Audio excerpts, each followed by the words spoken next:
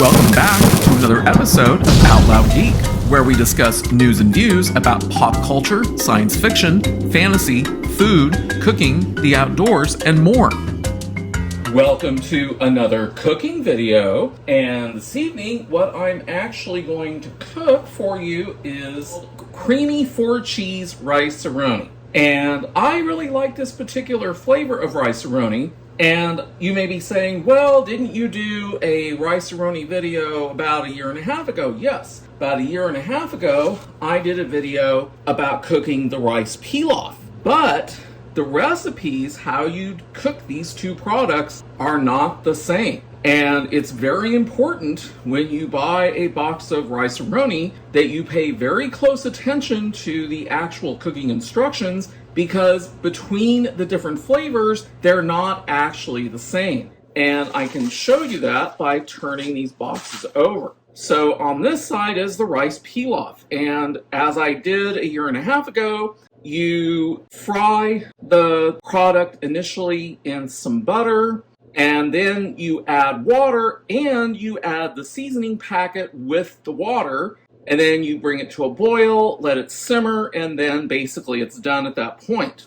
Well, with the Creamy Four-Cheese Rice-a-Roni, it is not the same process. You still do the initial frying of the product and until it's lightly browned, as I've shown before. Then you only add water. You do not add the seasoning packet. Instead, you let everything cook without the seasonings. Then when you are done cooking it with the water, then you add the seasoning packet at the end after it has cooked, and you don't cook it again. So this is a different procedure, and I can guarantee you that if you follow this procedure for the Creamy Four-Cheese and you mix the seasoning packet with the water, you're going to be very disappointed with the Creamy Four-Cheese. So it really is very important that before you cook a box of rice-a-roni, that you know exactly what the process is.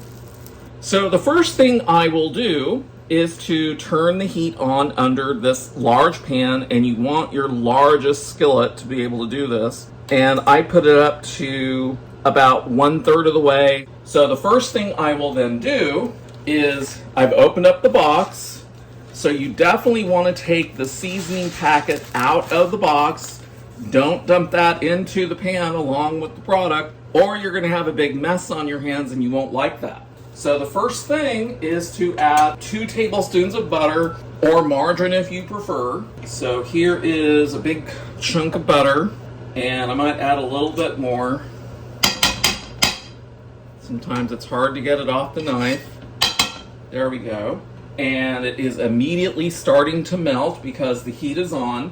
And we will let that heat and melt, and this will take a while, but I will go ahead and start moving the butter around so that I know that the entire surface of the skillet has butter on it. So now I'm just going to set that aside and let it heat up.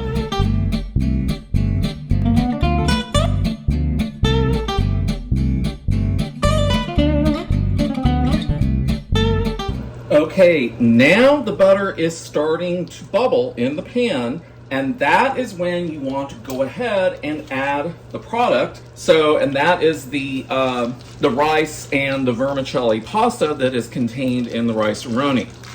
So you just pour that in, and now with your spoon, you now want to spread this out evenly across the pan.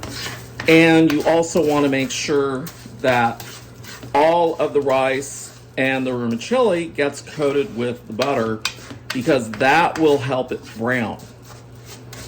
Now, when it comes to browning, as I talked about with the rice pilaf a long time ago, you do not want to let this overcook. If it starts turning black, it is not going to taste good. I personally guarantee that if you burn the product while it's frying in the butter, you will not like it. And you basically have to start over with another box because it tastes that icky. You do not want to leave the pan alone because as it is frying, it's very important that you don't let it burn. The other thing I'm going to do is here is a 1 cup measuring cup, and this requires 2 1/4 cups of water. So I'm going to go ahead and put a cup of water here so that I will be ready to very quickly pour a cup of water in initially and then add the rest of the water so that once the browning is done, I'm not burning the product anymore.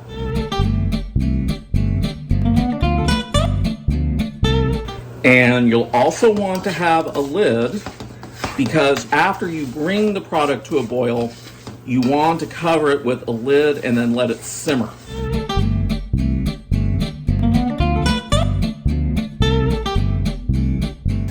And see, if you can see it in the video, there is actually vermicelli that is already starting to brown. And as I said, this is why you do not leave the pan while you are frying it, because it will start browning fairly quickly.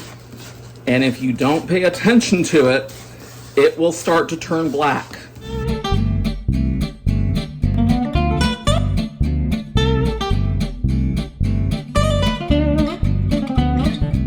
And yeah, I can see it browning quick.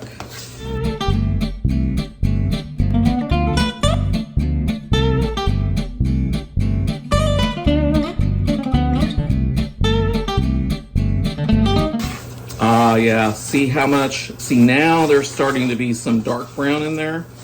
That I would say is probably good. So now it is time to add the water. So here is the first cup, and I'm going to get another cup of water.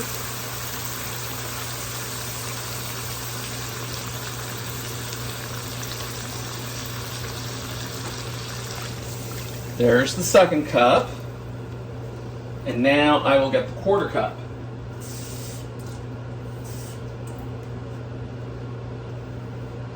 And there is the 1/4 cup of water. So you really want to pay attention to the instructions. How much water you use when you are cooking a rice-a-roni varies depending on the flavor.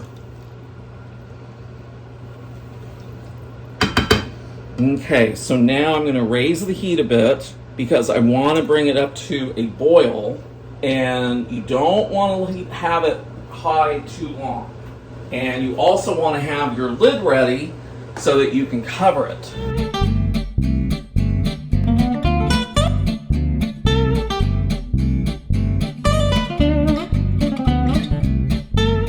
And now it's starting to come up to a boil. We'll let the bubbling get up a little bit higher to a stronger boil before I cover it.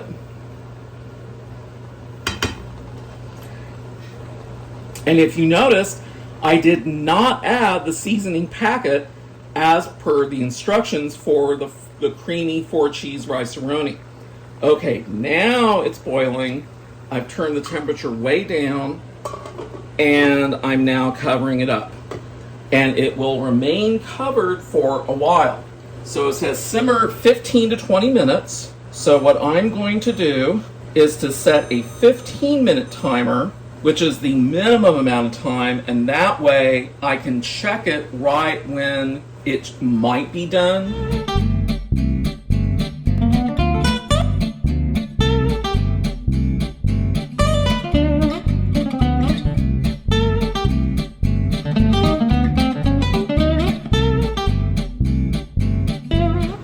Now I'm in here checking on it again, and there's still over 9 minutes left for it to simmer.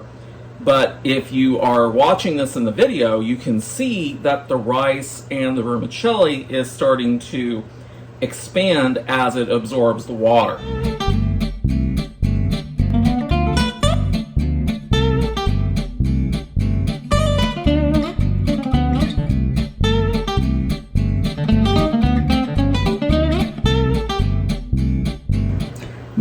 The way that you can tell whether there's still water in it is that when you are looking down into the cooked rice and vermicelli, you should see a little bit of water bubbling up from the bottom.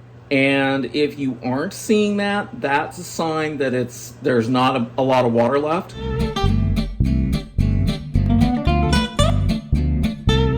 And I am actually going to check this just to see. Okay, yeah, I am going to go ahead and turn the heat off because I think that's about done as far as the cooking goes. And I recommend opening it over the pan because as you open it, it might start spilling out. So there is the spice blend, which is very orange because it has some cheese in it. And now you just stir it in.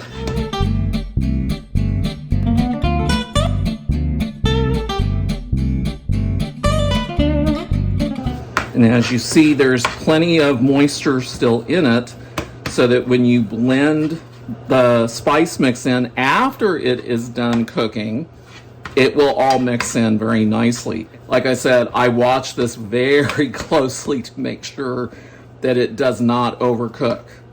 That is the last thing you want to have happen.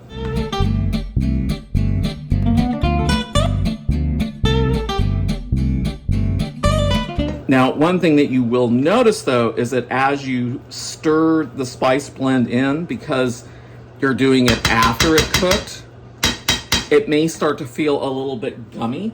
And that's because the spice blend, as you mix it in, is absorbing water. So it's making it a little on the gummy side, but that's perfectly normal. So now I'm just going to cover that back up. And that was the 15-minute timer.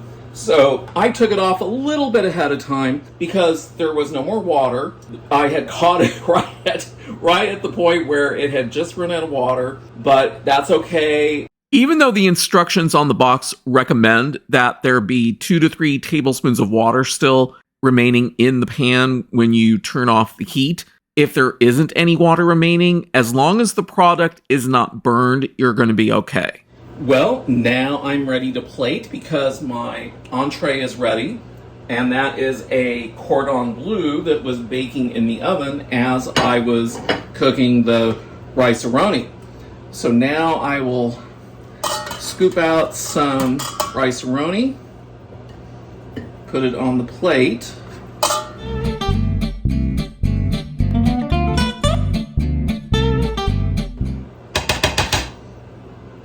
Okay, so that part is done. And this cordon bleu is something that comes frozen and you just have to bake it. And it is really good, but it's also difficult to release because it has cheese in it, which then melts and can make it difficult to get off. But I do use cooking spray, which alleviates most of that problem. So I will put that away. And so there you see the Creamy Four-Cheese Rice-a-Roni, which is just going to be really, really delicious. And sitting next to my cordon bleu, which pairs with it very, very nicely. And I will take a quick bite to tell you whether I like it or not.